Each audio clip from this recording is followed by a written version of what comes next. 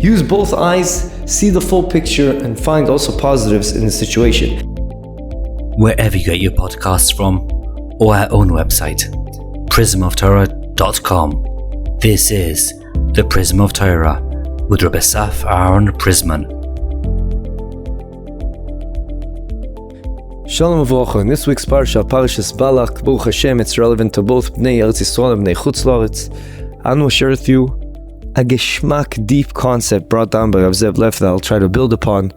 And it all starts with the following episode that we're all familiar with, where the king of Moav, Balak, sends messengers to Bilam as he is scared of the Jewish people and wants to ensure that they beat them in the battle. And hence he requests him to curse them out because he realizes he has that ability. So he sends a messenger messengers to Bilam to do so. And as he's doing that, he tells to him, please curse the Jewish people for me, for I know that whoever you bless will be blessed, and whoever you curse will be cursed. The Sforno on the spot says that actually, even though Balak said that, he knew very well that Bilam only had the ability to curse and not to bless. And what's the proof to that? Because if he really believed that he had the ability to also bless, surely he would have requested for a blessing for himself as well before he tries to fight against the Jewish people. So question number one is, why indeed did Bilam only have the ability to curse and not to bless? Going to a different story in the Gemara, the famous Gemara, where Rabbi Shimon Bar Yochai and his son Elazar running away from the Romans, and they go hide in the cave. In that cave where they were hiding, they were totally immersed for 12 years in Torah study, Pshat, Remez, Drash, Soid, every time. Every second they were learning Torah there. That's what they did the whole time. As they left after 12 years, when HaKadosh Baruch Hu told them it's time to leave, they were looking around them and they couldn't believe what they saw. They saw all these people wasting their time in this world. As we know, this world is just poised a hallway to the world to come, and people were wasting their times in mundane, everyday pursuits, with not putting time into what life is all about. Mitzvahs, chesed, Torah. They couldn't take it. And hence, every place they looked created a fire, a flame. It was ruining HaKadosh Baruch Hu's world. So a heavenly voice came and said, I did not release you from the cave to destroy my world. Return to the cave. A year later, they once again left the cave. This time, wherever Rabbi Elazar set his eyes, still was created a fire. But Rabbi Shimon Bar Yochai, on the other hand, was able to rectify the damage when he was looking at the same thing. So there's two questions in this story. Question number one is that it seems like all their time immersed in Torah study had this negative ripple effect of that wherever they were looking created a fire. So why did HaKadosh Baruch Hu tell them to go back to the cave? It seemed like it was going to create a worse result. And question number two, even after another year in the cave where Rabbi Elazar, his son, Rabbi Shimon Bar Yochai's son, he was still not fit to come out because still everywhere he looked created fire.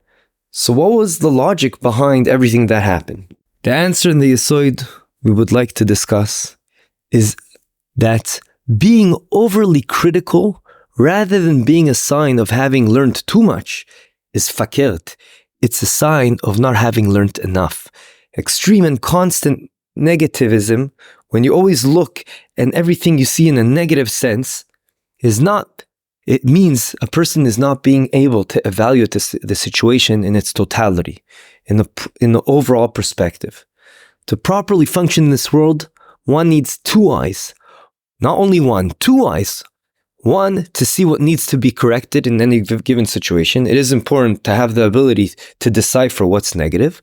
On the other hand, equally, if not more, important is to appreciate the positive aspects of the situation. And hence, Rabbi Shimon Bar Yochai and his son, Rabbi Elazar, the second time they came out of the cave, a year later, they functioned together as a team. One was using his eyes to see the critical negative situation and what needs to be fixed. And Rabbi Shimon Bar Yochai was able to see the positive in that same situation, and hence he was able to also heal the situation. However, when we only view the world in one eye, the critical eye, and we only see everything that's negative about the situation, it distorts, the whole situation gets distorted. We're not even viewing the situation properly. One needs to be fully learned and fully pure, immersed in Torah study from all the different perspectives that will give you the tools, the glasses in which to view the world in its totality, and hence assess and evaluate each situation appropriately, and not only through negative glasses. Interestingly, Balaam is described as Shesuma Ayin, which pretty much means having one eye, because he only viewed everything with one eye, and hence he had a distorted evaluation of the situation. He was only able to see the negative of the situation, and hence it's fitting that he's only able to curse, because in order to bless, you have to be motivated by being able to assess the situation in a way you also see the positive. For this reason also, excessive negativity is referred to as the evil eye, ayin hara. It doesn't say einayim, it's not in the plural, eyes, but rather in the singular, because again, when you see only negative, and you think you have negative thoughts, it's because it's coming from being only a distorted evaluation of the situation, which is represented by one eye. But when you see everything in its totality with two eyes, it's still a totally different ballgame, because you're able to see the positive. This is exactly what Bilam was lacking, and this is what Rav Shimon Bar Yochai and his son Elazar as a team were able to function in such harmony as they came out of the cave the second time. The Gemara over there also goes on to say a certain story that Rav Shimon Bar Yochai saw a person taking 2 hadassim with him. And he said, well, what are you doing with these hadassim? It's not like he's learning Torah, it's not doing chesed. What is he doing? So he said, oh, this is Kavod Shabbos. It's Erev Shabbos, and I'm bringing 2 hadassim. So he said, why do you need 2 hadassim then? He goes, one keneged zachor and one keneged shamor. Again, that shows us that Rav Shimon Bar Yochai was able to evaluate the situation and ask to see where there must be some positive over here. What is it? And hence he asked him all these questions. He said, oh, and then he said, Baruch Hashem, look at HaKadosh Baruch Hu's nation. Look how they care about the Shabbos and sanctify the Shabbos. It's very interesting that in Metzias, in reality, we do see that when you look at things with one eye, even from a technical perspective, you did see a distorted view of reality. This is not only true because you lack the peripheral vision. When you have 2 eyes, you have a better peripheral vision, and that's the width of this, looking from one side to the other. But even more than that, studies show, and you could check this on yourself, when you cover one eye, you don't get a good perception of the depth of the 3D of the picture you're seeing. If a person tries to touch the 2 tips of his fingers, 2 different fingers, to each other, it won't be so easy to do that with one eye. When you have a little dot on the wall and you try to pinpoint it with your finger and touch it, it's not so easy to do with one eye. But when you see 2 eyes, you see the totality of the situation is a total different ballgame. When the person assesses the situation properly, looking also for the positive, that also means that he doesn't evaluate everything based on that spur moment, that second, or that act that someone did, but rather you have to view at the whole history. Where do we see this? We see that we know that Bilam came with his donkey, and the donkey was able to see an angel that stopped him from going, and hence he hurts Bilam's leg because he had to go against the fence. He had nowhere else to go. Bilam got all upset and started hitting the donkey. The donkey says, why are you hitting me? Bilam said, if I had a sword, I would kill you. He goes, you're going to kill me? I never did this to you in my life. All I did was treat you well. At the end, the Kadosh Baruch Hu ensured that Bilam will see the angel as well. But what's hinted in this dialogue, this shakla and taya between the donkey and Bilam? Because Bilam wasn't assessing the situation just by the glimpse of the moment. Sorry, he was assessing it by the glimpse of the moment. Bilam was assessing the whole situation just by the glimpse of the moment, as opposed to looking at the totality of the history. That donkey was answering back, what are you doing? I always treated you well. How can you do this? And the Torah teaches us exactly the opposite. Don't judge everything just by the simple action that happened now, but rather look at the totality, also from a historical perspective. Where do we see this? We know that we are commanded to throw an animal that has become unfit, a corpse, a nevela, to the consumption of the dogs. Why? So the Balei Ateisos say a very interesting idea. They say, Mistama, who guards the sheep and who failed in his job? The dog. The dog is known to guard the flock, and he prevented to stop an attack from the wolf, from the whatever it is. And yet still we say, wait a second, but because the dogs historically helped Am Yisrael, and they did the Kiddush Hashem, that they didn't make any noise when Bnei Yisrael left Mitzrayim, lo yechatz kelev l'shoynoi, and hence they deserve reward. And you see this idea that even though right now, dafka in this action that it became a corpse in the vela, a dead animal, and there's room to blame them, still we're warning them dafka now to teach us this idea, this lesson, that a person needs to evaluate the situation in totality and ensure there's positive aspects as well. There's always a positive aspect in the situation, and you have to find it. We all know there's people out there that are always negative. They always say, oh, I can't believe the air conditioning is not working well enough. You go with them to a restaurant, the water's not hot enough. What kind of shirut over here is this? This is customer service. A person has to train himself to also be positive, to see it the full situation. And that's what also Chazal teach us. Ladun lekav schus. The Mishnah tells us in Pirkei Avos, Heved dan eskol ha'odam lekav schus. So I think I heard this a long time ago. Why does it say eskol ha'adam? It should have just said eskol adam. Elamai.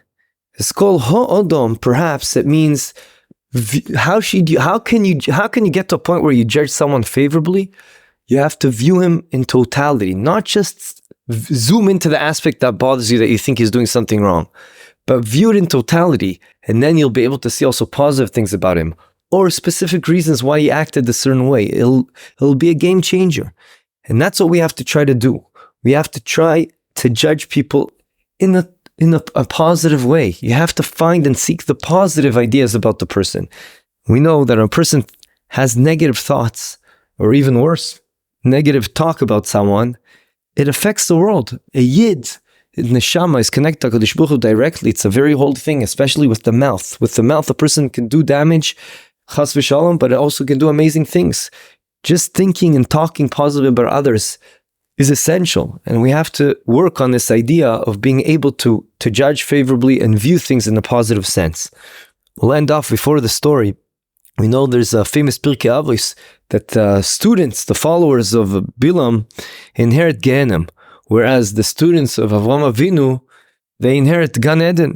So the simple understanding, we know that if you act like Avraham Avinu, and you always view things in a positive light, and eventually you're going to get Gan Eden in the world to come. Whereas Talmidei Bilam, you're going to get Chas v'Shalom Gehenim. But I saw Rav Zev Leff wants to say, perhaps you can learn in another way. Perhaps you can learn in a way that dafka, the people that act like Bilam and always see the negative in things, and they're blinded with one eye, they only see the negative, and that's how they assess a situation. They and their followers and their surroundings, they will have Gehenim even in this world, because it's not fun to live like that. You're messing up the environment. Everything is the ruach. Everything is. It's not fun when someone always says negative. Person has to be able to see the positive. Use both eyes, see the full picture, and find also positives in the situation, as opposed to the people that do find the positive. For them, it's already over here, Gan Eden. Over here is Geshmak. I'd like to end with a short story. I spoke about this very chashav yid before. His name is Rav Aaron Margalit. He's mamish dedicates his whole life to be mechazik other people. He went through a difficult life. He had polio when he was young. The doctor said he'll never be able to walk, but he got brachas from big rabbanim like Rav David Abuchatzera. And Baruch Hashem, he's fine, and now he's an elderly person being mechazik other people. And he says the following true story. That once upon a time, a person calls him up and he says, I can't believe it. I don't know what to do. I'm so upset. I can't believe this is our son-in-law. He goes, what do you mean? What happened? He said, 2 weeks ago, we had a chasana. Our daughter married this person that everyone said is the best. He has midos. He's a good person. He's a masmid. He learns Torah very well. Everything is great about him. What happened? A week after the chasana, we were very tired, exhausted after all the Sheva brachos. We just wanted to take out food. So I went to some place to buy food and bring it home. And I realized I left my wallet at home. As we're leaving the store, suddenly we see our daughter and son-in-law. So I said, can I borrow 200 shekels? So straight away, the son-in-law says, sure.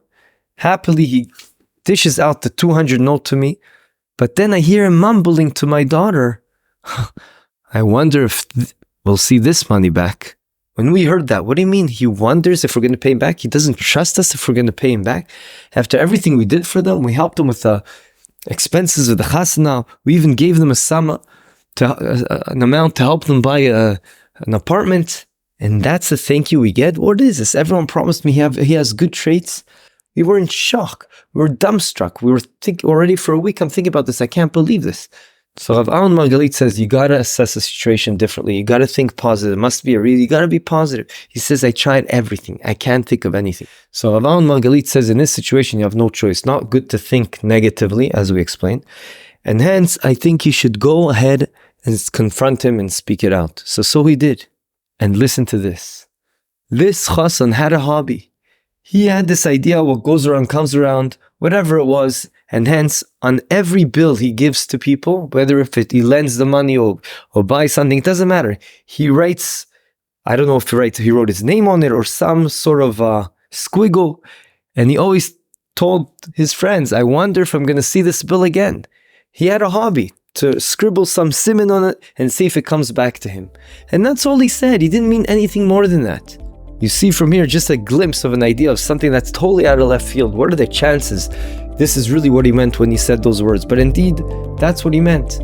A person should always try ladun lekavschus. By doing so, he'll make the world a better place for him, for people around him, and for all of Klal Yisrael. Have a good Shabbos. Thank you for joining us. This is the Prism of Torah.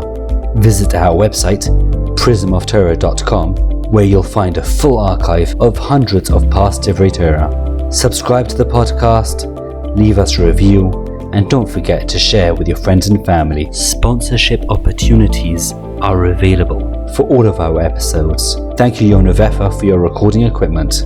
Produced by Eli Podcast Productions.